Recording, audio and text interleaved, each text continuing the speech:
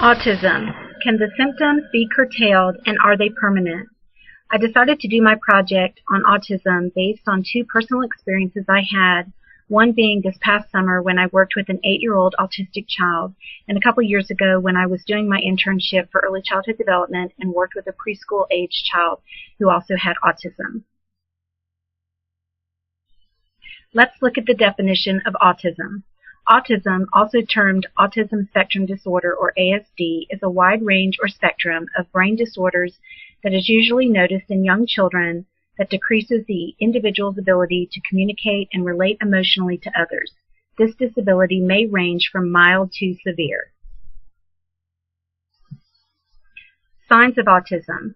Autism can develop at various ages. Some infants may show early signs of ASD, while others may develop normally until the ages of 15 to 30 months, when they start to regress or lose communication skills. Over here, under the picture of the little girl, I have the basic deficits that a children with autism may experience. Avoiding eye contact, avoiding physical contact, rocking, spinning, or other repeated movements, delayed speech development, repetitive speaking of words or short phrases, inability to cope with small changes in a daily routine, and limited or no interactions with peers. Early warning signs the first year and symptoms of ASD are recognizable. Infants under the age of 1 with ASD may exhibit some or most of these behaviors, will not make eye contact, will not respond to parents' voice, will not babble or have baby talk or point by the age of 1. Will not respond to their name, will not smile or laugh in response to others' behaviors.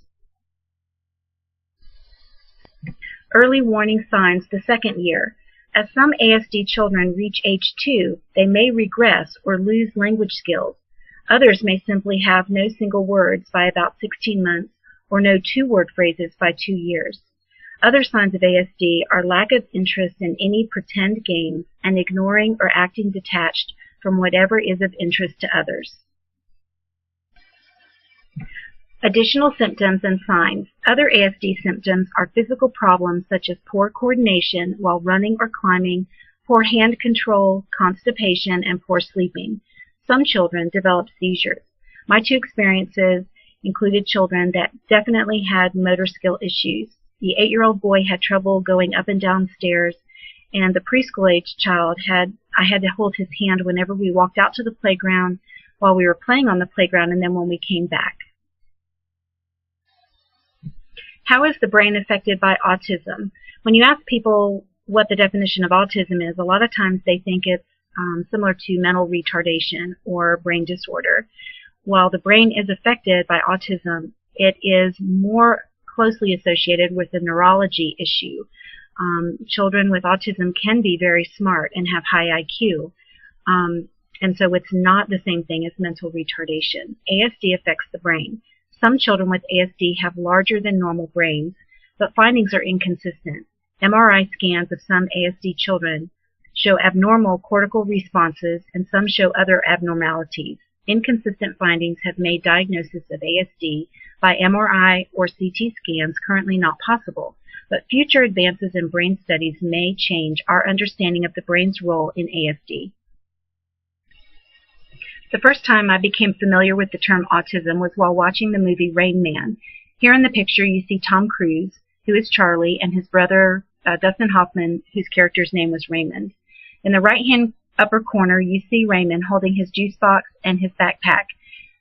Typical signs of autism are that they have to stick to the same schedule. They like repetition, consistency, and Raymond would throw a fit if he did not have his juice box or his backpack full of the right kinds of snacks. In the lower left column, you see how the two of them are trying to interact and have a conversation. But Raymond will not look at Charlie to have that conversation. He doesn't read facial expressions. He doesn't respond to emotions, whether they're good or bad, coming from his brother. So that's another typical sign of autism. And then in the lower right-hand corner, when they try to board the plane, Raymond is insistent that they not get on the plane. He will not get on the plane. There's nothing his brother can say or do to him that will make him get on the plane. And so he throws the fit, and you can see that in the picture there. All of these are typical signs of autism. Poor social skills. This is one of my favorite pictures. This is a great description of what an autistic child's playtime would look like. Here we have a child that's lined up all of his toys. If you notice, the faces of the toys are all facing forward. He has meticulously lined up these toys in a particular order that suits his needs. A major part of the diagnosis of ASD is determining social skills. ASD children often focus on objects such as these and do so intently, virtually ignoring other people or other stimuli for long periods of time. Diagnosis. While no parent wants to hear the words that their son or daughter's been diagnosed with autism, it is important for parents to pay close attention to the development of their children, especially in the early years. Early observations by parents that their child is not developing normally, such as not bonding, not talking, not playing with others, not making eye contact, and not responding to stimulation, should be red flags. The parent should immediately bring those concerns to the attention of their pediatric physician. The pediatric physician can do a series of questions and make sure the child is developing correctly. If he's not, there's a good chance that the child would be referred to a psychiatric evaluation. The pediatric psychiatrist would take him through another series of examinations to determine if the child is in fact just slowly developing or is autistic. Once the evaluation is concluded that the child is autistic, then the child's core deficits are determined, and those core deficits would help the parents and the physicians establish a treatment plan specific for that child. Treatment. Behavior programs. Early intervention and treatment targeting social, emotional, and sensory motor functions are geared towards capitalizing on brain plasticity. Dr. Stanley Greenspan, in his book Engaging Autism, explains that the earlier children at risk for or already showing signs of autism begin treatment, the better their chances for developing normally in the long run. Also, Dr. Richard Solomon, in his foreword comments in the autism book, explains that most children with autism can be helped to make substantial and often dramatic gains in language and social skills when provided with appropriate amounts and types of early intervention. Applied Behavior Analysis Model, or ABA. ABA is a treatment model that is extremely effective in remediating many of the cognitive, attention, and language-based areas of deficit typical to autism. ABA is currently one of the most common interventions and the core of many educational programs for treating children on the spectrum. ABA is effective in the development of receptive and expressive communication, daily living skills, fine and gross motor skills, socialization, and daily living tasks. It's helpful to understand how children with autism are driven. Children with autism are driven internally, which means they decide what they're going to do, how they're going to do it, and when they're going to do it. They're not driven or stimulated from outside sources, such as a teacher calling their name, a parent asking the child to come here, that kind of thing. That means nothing to them. Their sensory systems are different in their brains, and they're internally driven. I put a game in front of a child I was working with who had autism, and the child didn't want anything to do with the game that I had in front of him. He continued to play with the toys that he was already working with. No matter how much I tried to encourage him through bribery or through just telling him it's going to be a great fun experience, he wasn't interested. I could not convince him to do the task that I needed him to do with me. So children with autism are internally driven. ABA helps to redirect correct responses to outside stimuli. The ABA approach is individualized and covers a multidisciplinary range of activities, including structured teaching, development of receptive and expressive communication, speech therapy, and occupational therapy. It is recommended that the program be administered between 20 to 40 hours a week for best results.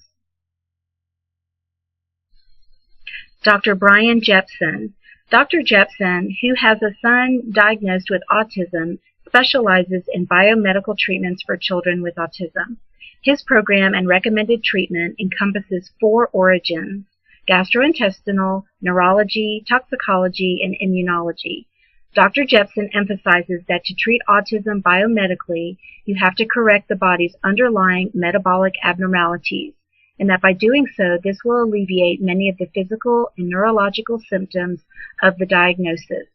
Treatments include diet, nutritional supplementation, and detoxification. Dietary treatment.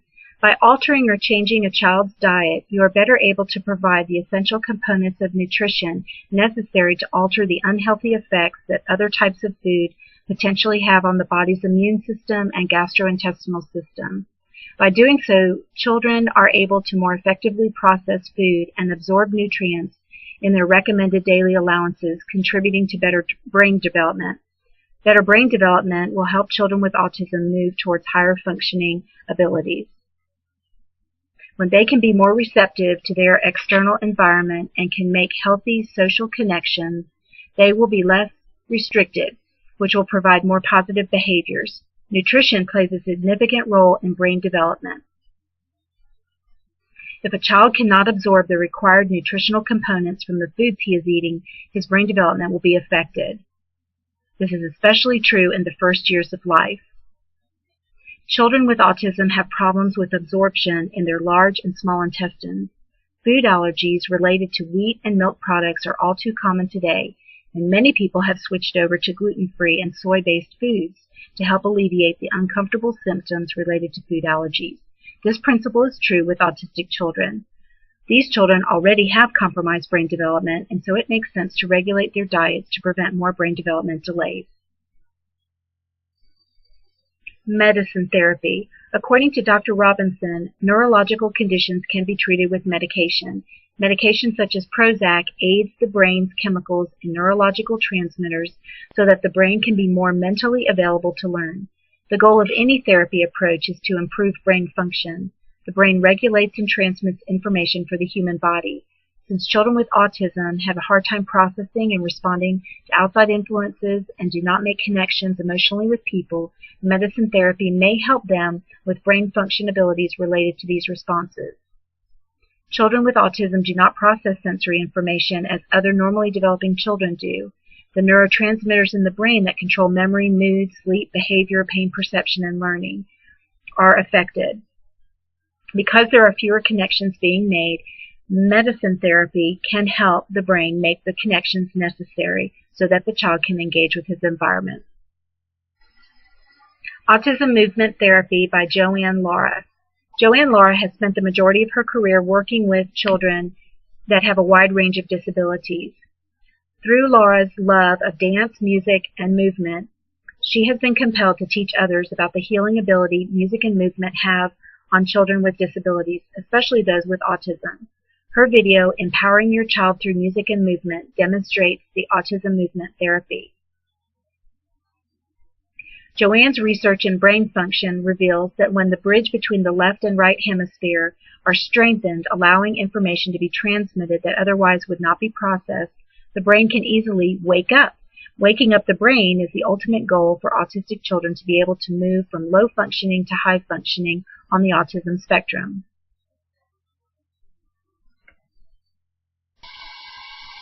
Conclusions. We've talked about autism and what the symptoms are and how children are diagnosed. The question I tried to answer was whether or not the symptoms could be curtailed and whether or not children could move from lower functioning to higher functioning capabilities. I do believe that children are able to move up the spectrum as far as abilities go, but I think the key is to have children diagnosed as early as possible in their development and then put them on a regimented program of different types of therapies specifically related to the child's deficits. All the children are unique and they're going to fall on the spectrum in different places. I wouldn't say that a very low-functioning autistic child could move completely off the spectrum. However, through my research, I have seen where children that have high-functioning abilities are able to even move off of the spectrum altogether. Hope you've enjoyed my presentation.